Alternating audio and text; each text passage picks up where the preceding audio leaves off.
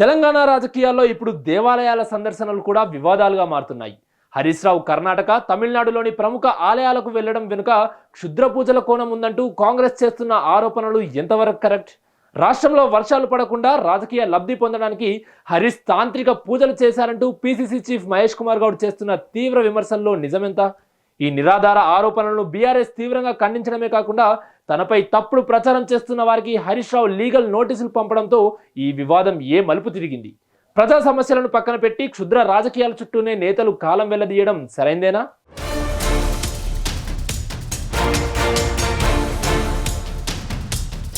తెలంగాణలో రాజకీయ విమర్శలు చేసుకోవడానికి ప్రతి అంశం కీలకమే అవుతుంది. చివరకు ఆలయాలకు వెళ్లినా అది వివాదంగా మారుతుంది. ఆలయాలకు వెళ్లి క్షుద్ర పూజలు చేస్తున్నారంటూ గత కొన్ని రోజులుగా కాంగ్రెస్ బీఆర్ఎస్ పై చేస్తున్న ఆరోపణలు మరోసారి తెలంగాణ రాజకీయాలను హీటెక్కించాయి. హరీష్ రావు ఇటీవల కర్ణాటక, తమిళనాడులోని కొన్ని దేవాలయాలకు వెళ్లడంతో అక్కడ క్షుద్ర పూజలు నిర్వహించడానికే వెళ్లారంటూ కాంగ్రెస్ నేతలు ఆరోపించారు. సాక్షాత్తు పిసిసి చీఫ్ మహేష్ కుమార్ గౌడ్ ఆరోపించడంతో ఈ విమర్శలకు ప్రాధాన్యత ఏర్పడింది. దీంతో హరీష్ రావు తనపై క్షుద్ర ఆరోపణలు చేసిన వారికి లీగల్ నోటీసులు పంపుతున్నట్లు ప్రకటించడంతో మరికొంతకాలం ఈ క్షుద్ర రాజకీయం నడుస్తుంది.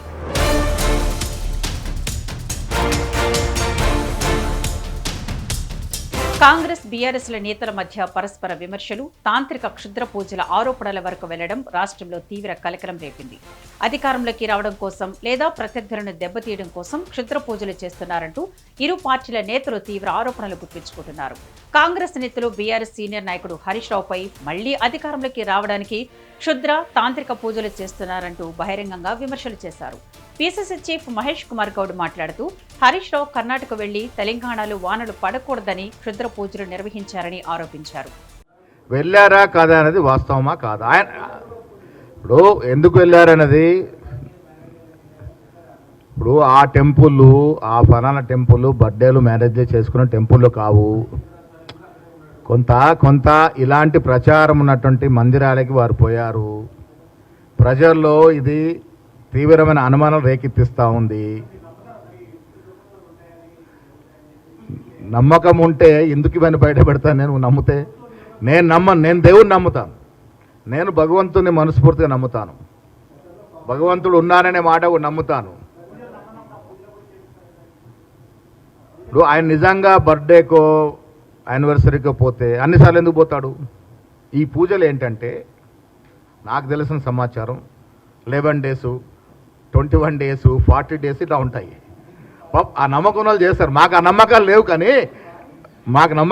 కానీ నేను కూడా ఇవాళ మీ ప్రెస్ ముందు వచ్చే ముందు ఒక ఒక పూజారిని అడిగాను, అసలు ఏంది దీని తత్తంగం ఏంది, కథ ఏంది, దీని మీద మాట్లాడుతూ పోతున్నాను చెప్పాడు ఆయన. ఇట్లా ఉంటాయి, ఇట్లా చేస్తారు, కొందరు ఇట్లా నమ్ముతారు, కొందరు ఇట్లా పోతారు, కొందరు తాయితుల మీద నమ్ముతారు, కొందరు ఆ తాయితులు తీసుకొచ్చి ఎదురుడి ఇంట్లో పడేస్తారు. ఇవన్నీ ఉంటాయి, గతంలో ప్రాక్టీస్ ఇది. సో నాకేంటంటే నాకు బాధాకరం ఏంటంటే మంత్రిగా చేసిన వ్యక్తి ఇంకా ఈయనకు ఎవరు చెప్పారో ఏంటో ఇంత ఈ నమ్మకంతో పోతున్నాడు, ఒక బాధ. ఈ ఆరోపణలను బీఆర్ఎస్ తీవ్రంగా ఖండించింది. ఇది నిరాధారమైన ప్రచారమని, రాజకీయ లబ్ధి కోసమే కాంగ్రెస్ ఇలాంటి దిగజారుడు రాజకీయాలకు పాల్పడుతోందంటూ మండిపడింది. హరీష్ రావు తన పుట్టినరోజు నాడు ఆలయాలను సందర్శిస్తే క్షుద్ర రాజకీయాలంటూ విమర్శలు చేయడమేంటని బీఆర్ఎస్ నేతలు ప్రశ్నించారు. కాంగ్రెస్ నేతల దిగజారుడుతనానికి ఇది నిదర్శనమని అంటున్నారు. తమపై వస్తున్న తప్పుడు ఆరోపణలపై బీఆర్ఎస్ నాయకులు లీగల్ నోటీసులు, కౌంటర్ అటాక్తో రాజకీయ వాతావరణాన్ని మరింత వేడెక్కించారు. ప్రజా సమస్యలను పక్కన పెట్టి ఇలాంటి మూఢనమ్మకాలు, పూజల చుట్టూ రాజకీయం తిరగడంపై విమర్శకులు ఆందోళన వ్యక్తం చేస్తున్నారు. కేవలం యాగాల వల్ల గాని, పూజల వల్ల గాని రాజకీయ విజయాలు రావని, ప్రజాబలమే శాశ్వతమని చరిత్ర నిరూపించిందని విశ్లేషకులు అభిప్రాయపడుతున్నారు. వేదాల కన్నా ముందు నుండి వస్తున్న ఈ హిందూ సాంప్రదాయాన్ని మీరు ఒక్క మాటలో మీ గాంధీ భవన్ను గ్రహాచార భవన్గా మార్చి మహేష్ కుమార్ గౌడ్ మాంత్రిక కుమార్ గౌడ్గా మారి, మీరు మాంత్రిక తాంత్రిక గౌడ్గా మారి ఇలా మీరు అవమానించారు, అఘోరాలను అవమానించారు.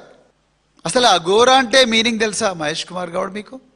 హరీష్ రావు గారు అఘోరా కాళీ మందిర్కు పోయారని, లేకపోతే మూకాంబిక అమ్మవారి దగ్గరికి పోయారని. అసలు మూకాంబిక అమ్మవారు, ఆ అమ్మవారి ప్రశస్తి ఏంటో మీకు తెలుసా మహేష్ గౌడ్? మీరు హరీష్ రావు గారు క్షుద్రపూజ చేస్తే వర్షాలు పడలేదని చెప్పని, శివతత్వం గురించి మీకు అవగాహన ఉందా? ప్రకృతియే శివశక్తి స్వరూపం. ఒక శక్తిని పట్టుకొని పూజలు చేస్తే ఆ శక్తి అట వర్షాలు రాలేదు అని చెప్పని చిల్లర మల్లరగా మీరు మాటలు మాట్లాడుతున్నారు అంటే మీ సంస్కారం ఏంది, మీ సభ్యత ఏంది, మీ సైంటిఫిక్ రేషనల్ ఏంది, మీ కాన్స్టిట్యూషనల్ అడ్హరెన్స్ ఏంది అని చెప్పని నేను అడుగుతా ఉన్నాను. ఇదే నా కాంగ్రెస్ పార్టీ సంస్కారం. రాజకీయాల్లో గెలుపు ఓటములు సహజం, కానీ అధికారం కోసం, ప్రత్యర్థులను దెబ్బతీయడం కోసం క్షుద్ర పూజలు, మూఢనమ్మకాల వంటి దిగజారుడు ఆరోపణల వరకు రాజకీయాలు దిగజారడం అత్యంత దురదృష్టకరం. ప్రజా సమస్యలపై పోరాడాల్సిన నాయకులు ఇలాంటి అనవసర వివాదాలతో కాలం వెళ్లదీయడం వల్ల ప్రజలకు ఒరిగేదేమీ లేదు. ఇప్పటికైనా నేతలు నిరాధార ఆరోపణలు, ప్రత్యారోపణలు మాని ప్రజా సమస్యల పరిష్కారంపై దృష్టి సారిస్తారా, లేదా ఈ క్షుద్ర రాజకీయం ఇలాగే కొనసాగుతుందా? కాలమే సమాధానం చెప్పాలి.